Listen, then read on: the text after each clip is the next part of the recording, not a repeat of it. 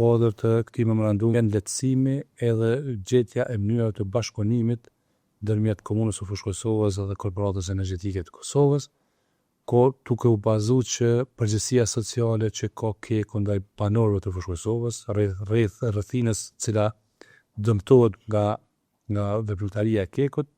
është domosdoshme edhe nevojshme që edhe KEK-u të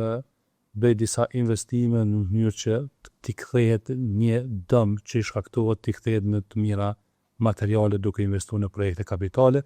po shpresojmë shumë që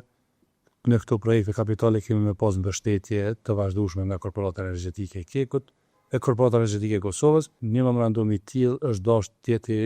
të nënshkruar para disa viteve, por një vullnet i tillë nuk ka ekzistuar të kaluamën. Ne e nënshkruam një memorandum të mirëkuptimit me Komunën e Fushë Kosovës, i cili është dashur të jetë i nënshkruar shumë më parë,